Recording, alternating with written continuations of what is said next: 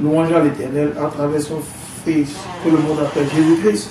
De son vrai nom, Yahweh Shaya Mashiach. Je dis Shalom, Shalom, Shalom à tous les frères et sœurs.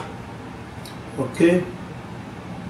Ce message, c'est pour les soins appelés les Noirs ou les Nègres, les Indiens natifs d'Amérique et les Latinos du continent américain, et tous les Latinos et Indiens natifs et Noirs ou Nègres qui sont dispersés dans les quatre coins de ce monde. Okay. La Bible vous appartient. Elle a été écrite par vos aïeux pour vous et non pas pour le monde entier. Maintenant, je viens faire cette vidéo ou cette leçon pour édifier le peuple d'Israël, et soit appelés les Noirs, les Nègres et les Indiens natifs d'Amérique ainsi que les Latinos. Le sujet c'est quoi? C'est à cause souvent du péché que nous périssons ou nous mourons. Pas forcément parce qu'on a péché qu'on est mort en même temps, non. Mais qu'est-ce que je veux dire? C'est le péché qui amène à la mort. Maintenant, dans la Bible, il y a deux sortes de morts dans la Bible. Parce que l'Église ou la secte satanique appelée le christianisme nous ont fait enseigner ou nous ont fait croire que il y a une seule vie et que quand l'homme meurt, il n'y a plus autre chose. Mais ce qui est faux. Vous voyez, c'est pour ça que je vous demande, chers frères et sœurs, sortez de ces églises parce que ce n'est pas des gens qui vous disent la vérité. Ok? La mort, bien définie dans la Bible, a deux définitions. Il y a deux catégories de mort. C'est ce que je veux dire par là. C'est ce que la Bible veut signifier. Il y a deux catégories de mort. Je vais vous donner juste comme ça des exemples. Quelques exemples vite fait. Abraham, il n'est pas mort. Parce que Abraham, il n'a jamais péché contre Dieu. Donc Abraham, il est au repos actuellement. Il y a des préceptes dans la Bible qui vous disent que lorsque les prophètes ou ceux qui sont droits, ceux qui ont eu la crainte de Dieu ont mis en pratique les lois et les commandements de Dieu, quand ils meurent, leurs âmes partent vers l'Éternel en paix, quelque part en paix. Mais Dieu les transforme en des anges.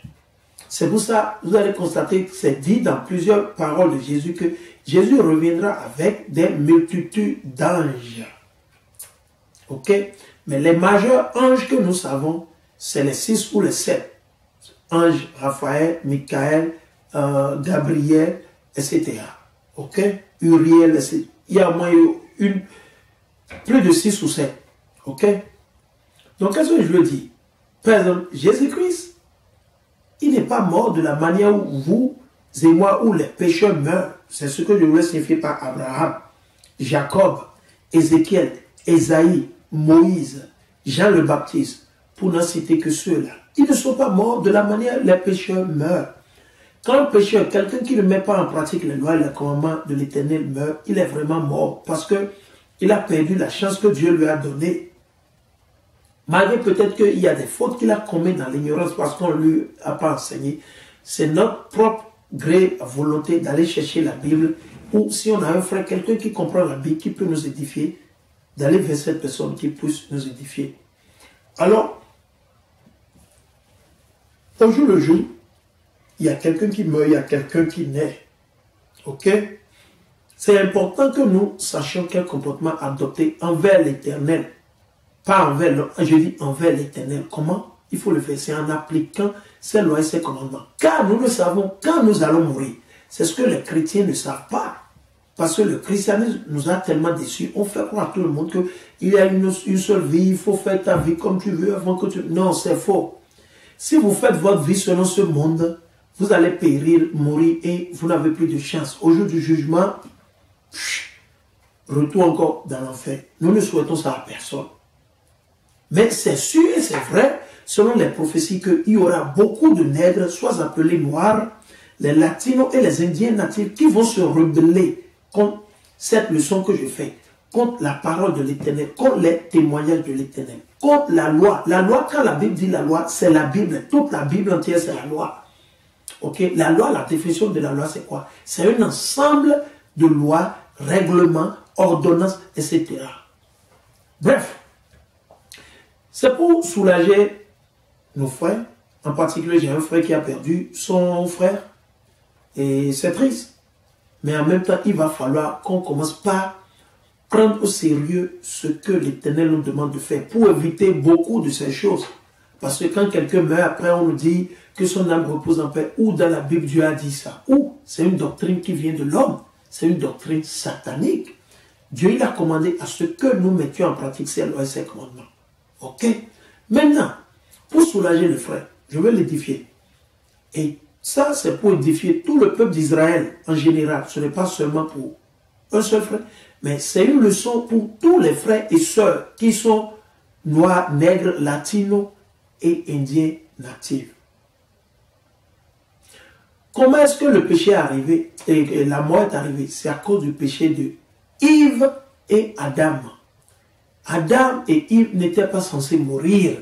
Mais comme ils ont désobéi à Dieu, ils ont bricolé les lois et commandements de Dieu, Dieu a instauré la mort. Il dit, ok, comme tu m'as désobéi et tu as plutôt écouté ta femme, donc ta femme est plus importante que moi, ok, il n'y a pas de problème. L'Éternel a dit, ok, comme c'est ta femme qui est plus forte au-dessus de toi, comme beaucoup de nos frères le font aujourd'hui, ok, qui se font rouler par leur femme, Dieu a dit, ok, je vais te reprendre le souffle et tu vas repartir. De la poussière, je t'ai fait, parce qu'on a été créé de la poussière, par la poussière. C'est pour ça que quand vous regardez la terre partout, n'importe où normalement, c'est la couleur chocolat, noir, marron, différentes formes. Le plus vous allez en profondeur, ça change, ça change. Ok?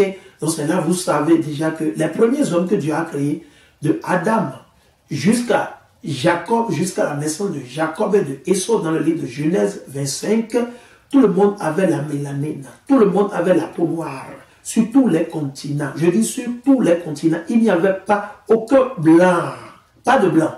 Tout le monde avait la mélanine, différentes couleurs de chocolat, sombre, plus noir, etc. Ok. Maintenant, donc la mort, c'est le résultat du péché. Maintenant, est-ce que ça signifie que quand quelqu'un meurt, malgré la personne est droite aussi, ça signifie qu'il a péché? Non. C'est l'exemple que j'ai utilisé pour Abraham, Moïse, Ézéchiel, Jérémie, Jean, Pierre, Paul, etc. Jacques. Ok? Jésus. Ils n'ont pas péché contre Dieu. Ils n'ont pas péché contre Dieu. Ok? Et une fois ils n'ont pas péché contre Dieu, ils sont aussi morts, malgré qu'ils n'ont pas péché. Mais c'est à cause du péché de Adam que nous mourrons. C'est à cause du péché de Adam que Dieu a instauré la mort. Ok? Et sans plus tarder, je vais continuer. Je vais aller vers le livre de Genèse. Ok? Et je vais lire le chapitre 3 et le verset 19. Il dit, à la sueur de ton visage, tu mangeras ton pain. C'est-à-dire, premièrement, on doit travailler pour manger. On ne peut pas juste rester dans une église mentie, dire qu'on est pasteur, collecter, faire la collection des dîmes, de la quête et manger sur le dos. Non. Tu es un pasteur, il faut aller travailler. C'était juste une parenthèse. Il dit, à la sueur de ton visage, tu mangeras ton pain, jusqu'à ce que tu retournes au sol. Pourquoi dire? Parce que Dieu a créé l'homme, Adam, par la poussière, par la terre. Quelle est la couleur? Chocolat, marron, comme ma peau, noire, etc. Vous avez compris de quoi je vais parler. Donc, jusqu'à ce que tu retournes au sol. Ok? Car tu es glaise et tu retourneras à la glaise. Ok? Donc, il dit, Adam, je t'ai créé avec la glaise. La glaise, c'est la poussière, la terre. Donc, il dit, tu vas retourner. Mais pourquoi? À cause de son péché. Ok?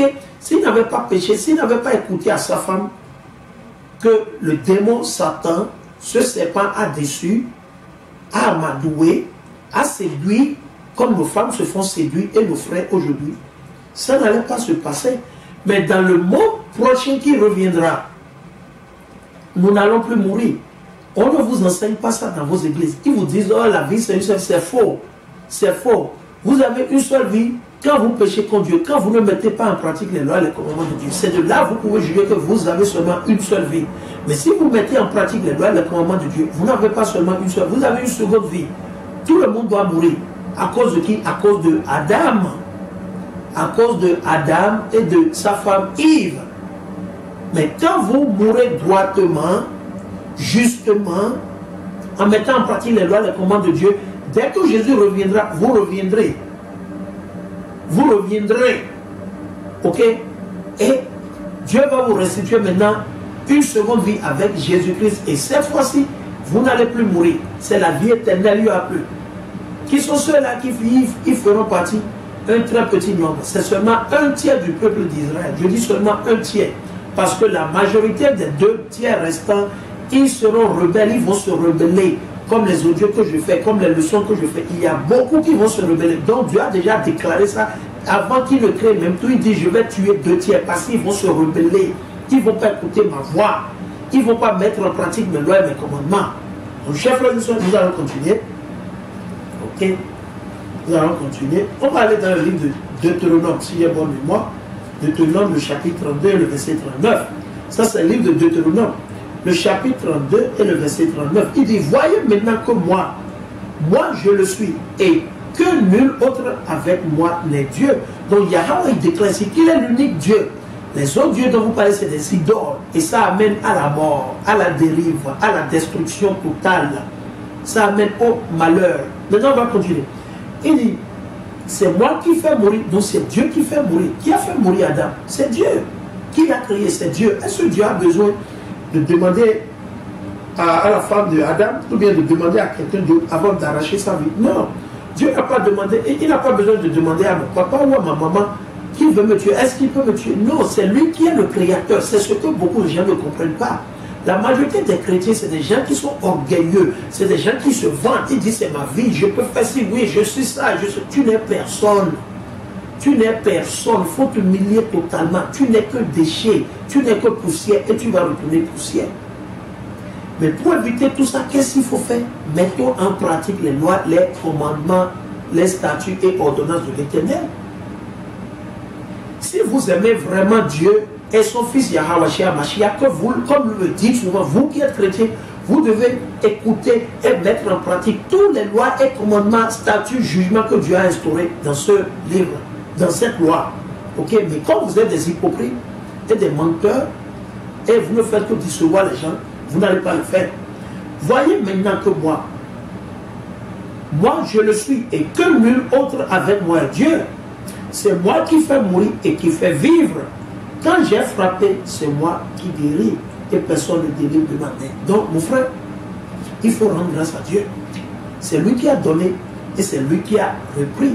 C'est seulement à l'Éternel qu'appartient ses pouvoirs, que ce soit pour le bon ou pour le mal. Même si c'est quelqu'un qui a envoûté le frère ou qui l'a tué, Dieu, il a permis que ça se passe ainsi, parce que c'était son heure. Mais Dieu va juger celui qui l'a tué. Vous voyez? Dieu, il va juger celui-là qui l'a envoûté ou qui l'a tué. Si c'est un docteur, si c'est un frère qui était jaloux de lui, si c'est une soeur, Dieu va les tuer aussi. Ok, le péché, il ne va pas s'échapper de l'Éternel, non. Mais c'est Dieu qui fait tout. C'est lui qui a créé la lumière et les ténèbres, le bien et le mal. Le bien, c'est pour ceux qui vont mettre en pratique ses commandements et ses lois. Le mal, c'est pour ceux qui vont se rebeller. Vous voyez, Dieu, il balance tout, il a balancé tout. L'équilibre, ça c'est le premier livre du prophète Samuel. Ok, et je vais lire le verset 7. Il dit, premier livre de Samuel, le chapitre 2, le verset 7. Il dit, c'est Yahweh qui appauvrit et qui enrichit, qui abaisse et aussi qui élève. Donc c'est lui qui fait tout ça. C'est seulement l'Éternel qui fait ça. Allons dans le livre de Job. On va lire. Ça, c'est le livre de Job. Le chapitre 1, le verset 20 à 22. Maintenant, je vais vous donner une histoire. Si vous avez le temps, lisez le livre de Job, le premier chapitre et le deuxième. Job, il avait 10 enfants. 10. C'était l'homme le plus riche en son temps. Mais qu'est-ce qui s'est passé? Ces enfants péchaient contre Dieu. Ils allaient contre Dieu. Ils célébraient les anniversaires comme les gens le célèbrent aujourd'hui. Comme vous qui ne le savez pas encore, vous ne devez pas célébrer votre anniversaire. Le jour de votre naissance, vous ne devez pas le célébrer. Pourquoi? Ça, c'est une pratique satanique, anti-Dieu, anti-Christ. C'est une abomination. Les autres nations peuvent le faire. Mais nous qui sommes les Israélites, ok, nous qui sommes les Juifs, nous qui sommes les appelés, les Noirs, les Nègres, les Indiens natifs d'Amérique et les Latins, on ne doit pas célébrer les anniversaires. Parce que où dans la Bible, Dieu a demandé à ceux qu'on fait l'anniversaire. Vous voyez? Donc, vous qui ne savez pas, aujourd'hui, je vous le dis, je vous le dis là, ne fêtez plus les anniversaires. Si quelqu'un vous invite, dites-lui que vous ne pouvez pas y aller parce que c'est enfreindre à l'éternel, c'est aller contre Dieu. Si votre frère, votre papa, il veut se fâcher, il n'a qu'à se fâcher. Il se fâche contre Dieu.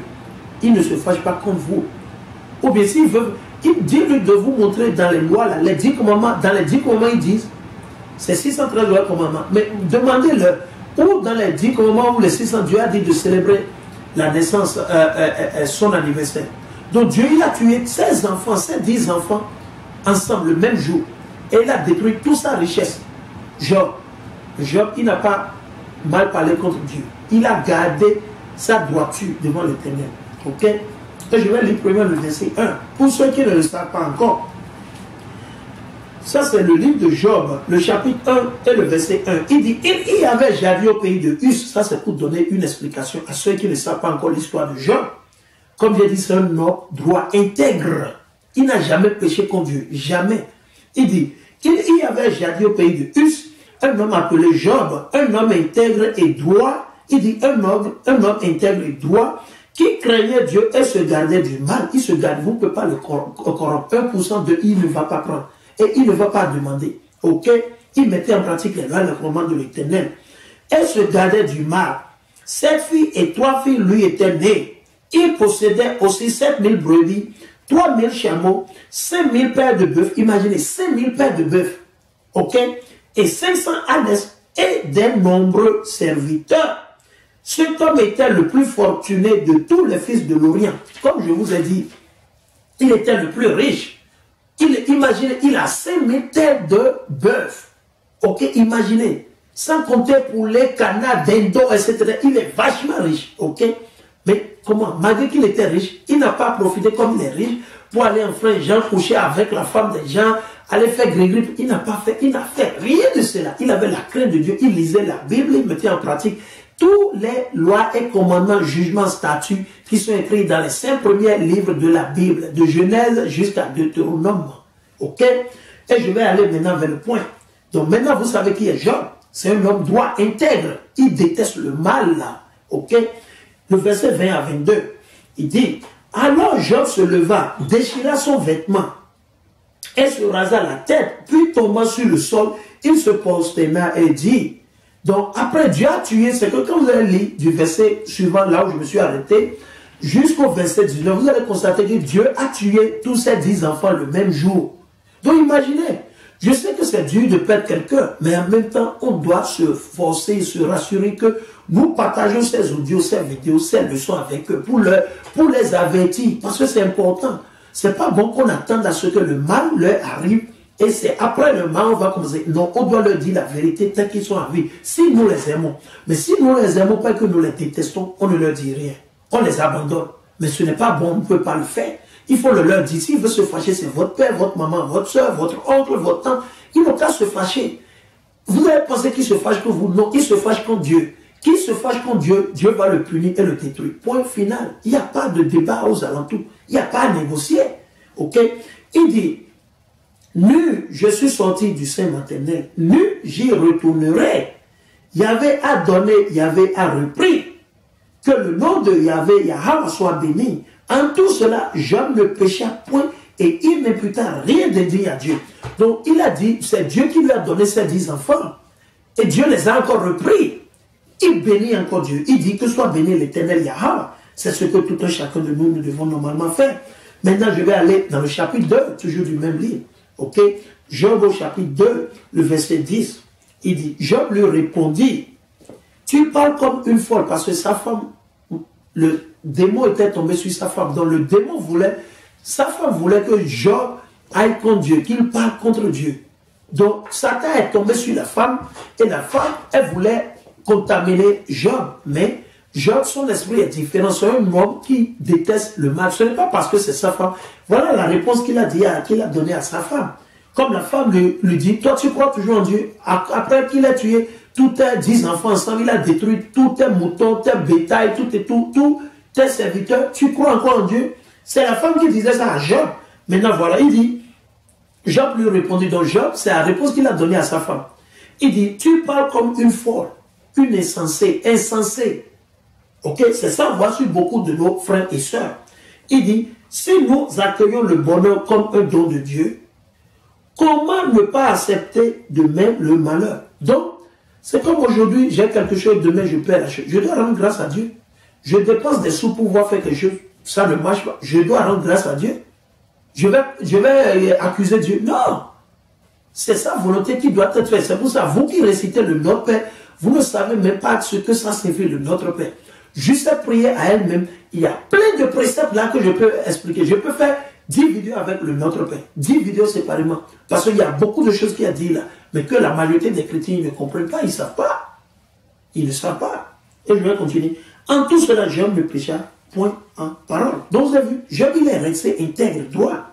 Ok, ça c'est le livre, il dit, ça c'est le livre de Somme, le chapitre 49, ok, et je vais lire, il dit, ne crains, le verset 17, 49, le verset 17 à 18, il dit, ne crains pas quand l'homme s'enrichit, quand s'accroît la gloire de sa maison. Donc, quand vous voyez par exemple des gens qui s'accaparent de la richesse, ils sont riches, ils ont 50 maisons ici, 25 en France, 38 au Bénin, 46 en Côte d'Ivoire, 38, ils ont 5 hôtels en Afrique du Sud, ils ont un truc comme ça, ils ont le port autonome pour eux, ils ont la Sobebra, ils ont tout et tout. Il dit quoi?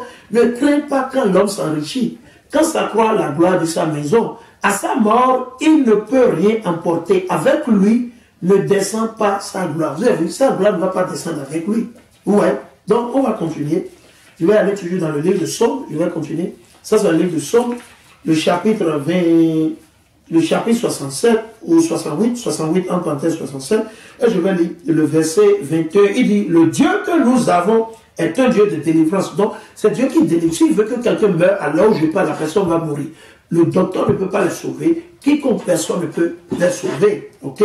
La belle preuve. Il dit, le Dieu que nous avons est un Dieu de délivrance. Au Seigneur Yahweh sont les issues de la mort. Donc, les issues de la mort appartiennent à Yahweh. Ok? Ça appartient à qui? À Yahweh. Ça, c'est le livre de Ecclésiaste. Je vais lire ça, c'est Ecclésiaste de chapitre 5. Et je vais lire le verset 14. Il dit, comme il était sorti du sein de sa mère tout nu, tout un chacun de nous sur cette terre, nous sommes tous sortis nus du sein de notre maman. Ok? Tout nu, il s'en retournera comme il était venu. Vous avez vu? De son travail, il n'a rien retiré qui lui reste en main. Cela aussi est un tort criant qu'il s'en aille comme il était venu. Donc, de la même manière, on était nés, c'est comme ça, nous allons tous repartir. Vous comprenez? Donc, c'est important, hein, je vais lire. Ça, c'est Ecclésiaste de chapitre 12, je vais lire. Il dit, le verset 5 et 5, il dit, tandis que l'homme s'en va vers sa maison d'éternité, il dit le sol. La maison d'éternité, parce qu'on était pris de la terre. Donc quand vous mourrez, vous retournez vers le sol, c'est votre maison d'éternité, le corps. Maintenant, l'âme retourne vers l'éternel Yahweh. Il va l'envoyer là où il veut l'envoyer. S'il veut l'envoyer en enfer, ou il veut l'envoyer quelque part où il sera en paix, il va le faire. C'est comme ça. Mais il dit, le corps lui-même, on a été façonné par la terre. Donc on doit retourner à notre demeure éternelle. Ok? C'est parce que nous portons des chemises, etc., que nous pensons qu'on est quelqu'un, on est ci, on est ça. On va continuer. Et les pleureurs tournent déjà dans la rue. Parce que quand quelqu'un meurt, les gens commencent à pleurer. Avant que lâche le fil d'argent, que la coupe d'or se brise, que la jarre se casse à la fontaine, que la poulie se rompe au puits, et que la poussière retourne à la terre comme elle en est venue. De quelle poussière parle? De l'homme et de la femme. On a été créé de la poussière. On va encore retourner de la poussière. L'âme retourne à le Créateur. Au Créateur Yahweh parle. Ok? Il dit, et le souffle à Dieu qui l'a donné. Donc, chers frères et sœurs, chers frères, je comprends ta douleur. Et je partage ta douleur avec tout. Mais je vais te montrer de l'amour. Je vais te réconforter. Et réconforter tout un chacun de nos frères. C'est important. Ce sont de ces audios qui doivent jouer dans vos enterrements. Quand vous allez aux enterrements, pour faire repentir le reste de vos frères qui sont encore méchants, sauvages, rebelles, ok, idolâtres, etc. Je vais aller dans le livre de Isaïe, le chapitre 45, et je vais aller le verset 7. Il dit, je suis Yahweh, power. Ok, il n'y en a pas d'autre. Comme je l'ai lu dans le livre de Deutéronome, le chapitre 32, le verset 39.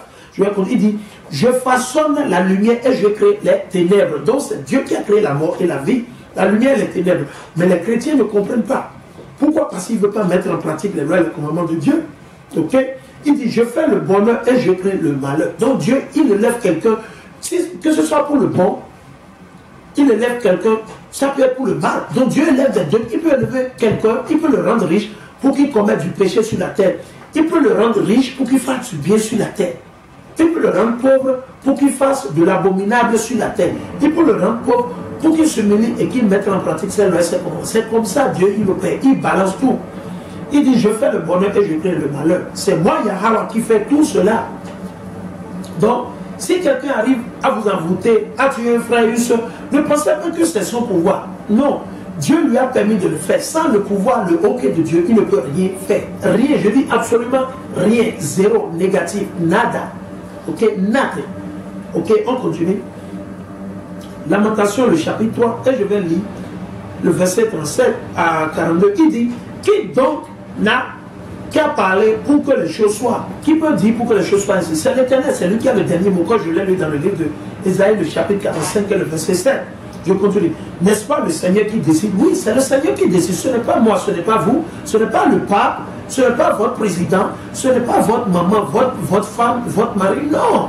Il décide quoi? Rien. Il ne peut que faire ce que Dieu leur permet de faire. Point final là. Ok? Je continue. N'est-ce pas de la bouche du Très-Haut qui sortent les mots et les biens? Donc il dit les mots, que ce soit les maladies, que ce soit le bonheur qui ne représente que les biens, tout vient de Dieu. Donc si un frère meurt, parce qu'on l'a envoûté, c'est Dieu qui a voulu ainsi. Donc, mais pour éviter tout ça, chers frères et sœurs, mettons en pratique les lois et les commandements de Dieu. Disons la vérité à nos frères, à nos bien-aimés, à nos sœurs, etc. Disons la vérité. Pas ce que nous pensons, mais allez vers la Bible, montrez-leur le précepte. Si vous voulez des préceptes, demandez-nous les préceptes. On va vous en procurer des tas de millions de préceptes. Ok? Je vais continuer. Il dit, pourquoi l'homme murmurait-il? Parce qu'on se plaint des fois. Je comprends la douleur quand vous perdez un frère, c'est triste. Je comprends. Mais on pouvait éviter beaucoup de ces choses. Ok? En disant la vérité, en corrigeant nos frères et nos soeurs, nos bien-aimés, c'est très simple. Pourquoi l'homme murmurait-il? Qu'il soit plutôt brave contre ses péchés. Il dit qu'il soit plutôt brave contre ses péchés. Donc, c'est ça que nous devons faire. Il dit, examinons notre voie, tout un chacun de nous, pas seulement moi, mais tout un chacun de nous, tous les frères de mon groupe, ceux qui me suivent sur YouTube, sur podcast, sur Centre, etc. Ok? Il dit, examinons notre voie, scrutons et revenons à Yahweh, élevons notre cœur et nos mains vers le Dieu qui est au ciel. Nous avons péché, nous sommes rebelles. Nous sommes rebelles. Toi qui n'as pas pardonné, tu allais dans le livre de Amos, Ézéchiel premièrement. Je vais même lire Ézéchiel. Ça, c'est un passage que j'aime beaucoup. Ézéchiel, Dieu lui a montré qu'il va tuer sa femme. Mais dès qu'il va tuer sa femme, de ne pas pleurer. Mais c'était une prophétie que Dieu montrait, que le temple de Jérusalem sera détruit et les Juifs, les soins appelés noirs, les nègres et les latinos on va les faire chasser de leur terre qui est Jérusalem et ils seront éparpillés dans les quatre coins du monde. Et c'est ça qui s'est passé. Mais Dieu a symbolisé ça par la mort de la femme de qui? De Ézéchiel. Ça c'est le livre d'Ézéchiel, le chapitre 24, je vais lire le verset 15. Il dit, la parole de Yahweh me fut adressée en cette tête. Fils d'homme, voici que je vais t'enlever subitement la joie de tes yeux. Il lui parle de sa femme. Mais tu ne te lamenteras pas. Il dit, tu ne lamenteras pas, tu ne pleureras pas, tu ne laisseras pas couler de larmes. Gémis en silence, ne prends pas le deuil des morts, mets ton turban sur ta tête, mets tes sandales, ta chaussure à tes pieds, ne te coupe pas la moustache, ne mange pas de pain ordinaire. Je parlais au peuple le matin et ma femme mourut le soir. Et je fis le lendemain matin comme j'en avais reçu l'ordre. Ouais, donc Dieu, il a tué la femme d'Ézéchiel. Mais est-ce que la femme d'Ézéchiel c'était un pécheur? C'était un pécheur? Non. Mais Dieu l'a symbolisé pour expliquer quelque chose. Malgré ça, il était mort. Je vais revenir sur comment on dit, la deuxième.